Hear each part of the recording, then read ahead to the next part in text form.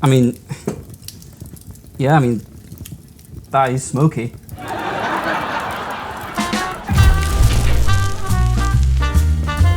People often say that smoky ingredients in cocktails can very easily overpower them, and therefore must be used with the utmost prudence. What's that smoke? Power! Even when making a smoky cocktail, these eponymous ingredients are often only used as modifiers. But no more, they are wrong. I want smoke, man. I want so much goddamn smoke. No smoke without fire? I want to hear conspiracy theories. I want Greta Thunberg on my doorstep protesting about pumping that much carbon into the atmosphere every time I take a sip. I want... Anyway, today I've set myself a challenge. I've come up with 2 recipes that showcase the most classic of smoky cocktail ingredients. Islay Scotch whiskey and Mezcal. That's extraordinary. The challenge I've set myself today is to amp up the smoke in these cocktails as much as is feasibly possible without utterly destroying the flavour of that base spirit, which is ultimately the thing we want to take charge the most here, as I'll be using a few supplementary techniques in order to get the carbon footprint of these cocktails up. The first cocktail we will be making today shall be utilising some smoky mezcal. Now, mezcal is a traditional Mexican spirit made using the agave plant. It's got roots that go back to pre-Hispanic times. Indigenous people were fermenting agave for many centuries before the arrival of the Spanish colonials who introduced distillation methods in the 16th century. Someone make a note of that man's grave. Primarily produced in the region of Oaxaca, mezcal differs from tequila, which is technically a type of mezcal that's made using only a type of agave called blue agave. The production process of mezcal often involves the roasting of agave hearts in underground pits, which is what gives it its distinctive smoky flavour. Now, this first cocktail is going to be a sort of old-fashioned variant. So we're going to start with a lovely rocks glass, and we want a nice big clear ice cube. We are going to start with a healthy 2 ounces of our smoky mezcal.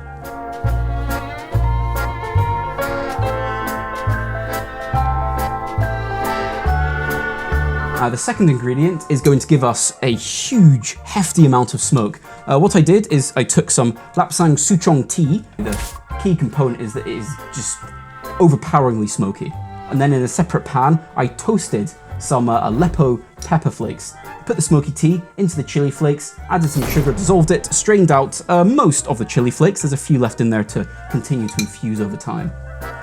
So we've got a smoky, fiery, beautiful simple syrup that's going to add so much character to this.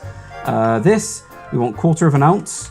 I'm going to do a hair more than 1/4 of an ounce, just because I really want to have that flavour in there, even if it does come out a little bit oversweet.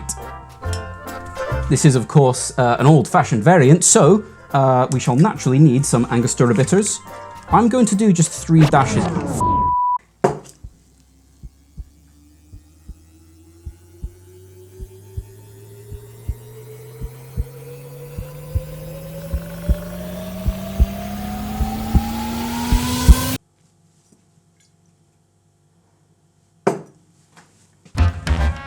And as this is an old-fashioned variant, we are going to want to add just a couple dashes of Angostura bitters. I'm going to do 3.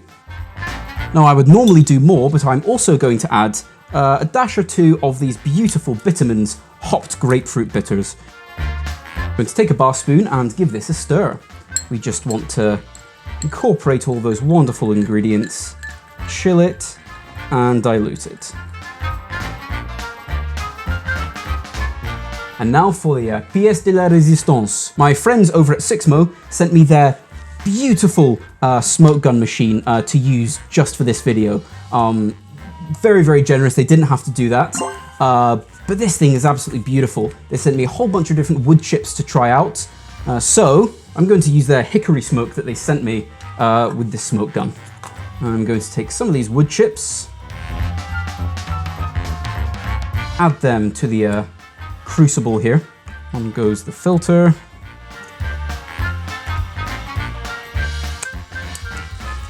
That gets attached there. I'm then going to cover the cocktail with the lid that they provided, and we're just going to get this smoke going. Come on, baby. Gonna pump that in there for about 30 seconds. That looks cool, man. Going to let that sit for about another 30 seconds. Et voila! Oh man, that's beautiful.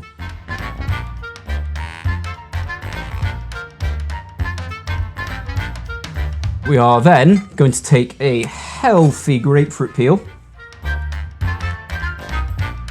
get your hands on a lighter, and espresso's oils over the cocktail, and pop that in.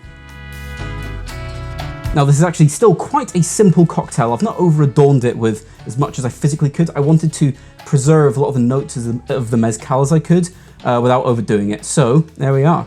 The grapefruit stands out quite a lot actually, and a lot of the sort of fruitier notes that I think mezcal has are sort of being played up quite a bit by that grapefruit. Whoa. Oh, there's that chili. Whee. Oh, it's got a bit of heat. Oh, that's good though. Woo. Oh, it's such a beautiful fruity medley that just goes, that has different types of smoke, just all the way through that current of flavour. Right up front, I think you just get that beautiful leathery smoky quality that mezcal is so well known for.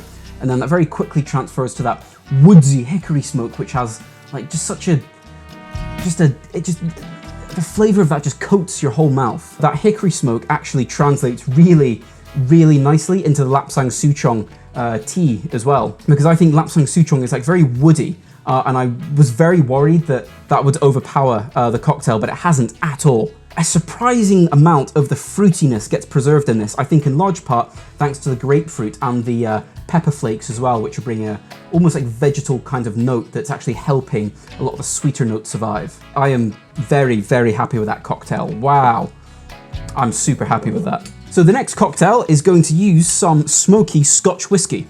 Smoky Scotch, or peaty Scotch whisky, originated in the parts of Scotland where peat was often used as fuel. Peat being a type of dense, decayed organic material. In the 18th and 19th centuries, Scottish distillers began drying their malted barley over peat fires, which inevitably infused the barley with a very distinctive peaty smoky flavour. This practice became particularly associated with whisky from Islay and some Highlands regions, where trees lack in abundance due to the harsh winds. This cocktail is going to be shaken, and to start us right off, we are going to need 2 ounces of our smoky Scotch whisky. I am using Laphroaig 10. This is super, super high in smoke, more so than pretty much any other Scotch whisky that's readily commercially available. I'm going to add to my shaker a bunch of mint leaves. Call it 7 or 8 mint leaves. I am going to add 3/4 of an ounce of my toasted chili and lapsang souchong infused simple syrup. I'm going to take a lime,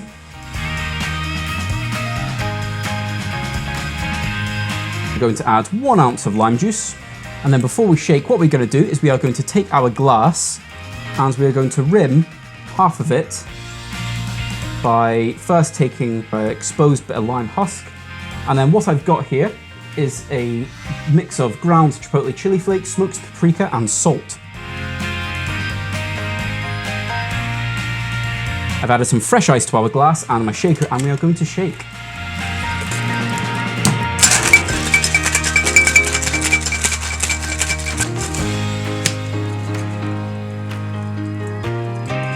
And we are going to double strain over some fresh ice, just to get out a lot of those mint particulates that have wound up in there. Returning to our lovely smoker machine, I'm going to take this time to my smoker because I think the oak chips will pair very, very nicely indeed with the barrel notes that we get from that Laphroaig. And we are going to smoke this cocktail.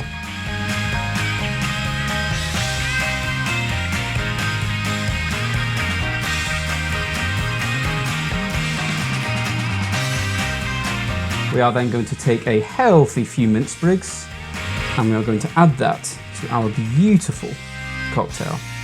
And there we have our second beautiful smoky cocktail with some lovely smoky Scotch, lapsang souchong, chilies, a bit of oak smoke as well. God, that oak smells so good, by the way. All right, let's try it. I'm gonna try it with some of this chili salt mix. Oh, whoa. Mmm. Oh, God, that's spicy. That was good.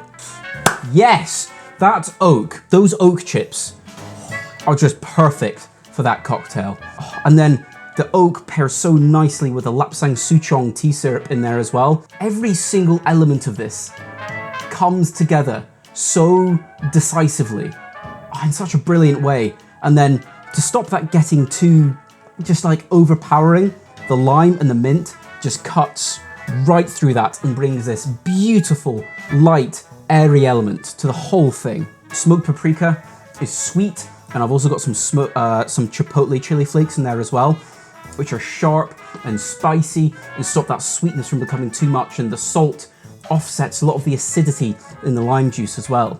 That is good. That's got to be one of my best creations, I've got to say that. I'm very, very happy with this. That is equal parts refreshing as it is heavy and unctuous. It's also light and spicy and just, that is so invigorating on so many levels. Yes. Oh man, I am so happy with that. So there we have it, 2 smoky cocktails made with the aid of our brilliant Ciksmo smoking gun. Yeah, I really hope you enjoyed this challenge every bit as much as I did, because this is something I've been wanting to tackle for a while, but I've long been missing the crucial element that I was so graciously provided. I wholeheartedly recommend you guys to try at least one of these out for yourselves. Definitely try making this mix. It's not quite a tahini because it lacks the lime element that tahini has, and I put some paprika and chipotle in there instead, but it's the same idea. So if you have some tahini, that would go very, very well on this one. Thank you to you, the audience, for watching. I hope you had as much fun watching this as I had making it. And of course, please join me in the next one where we will have more of this hijinks and tomfoolery. Cheers.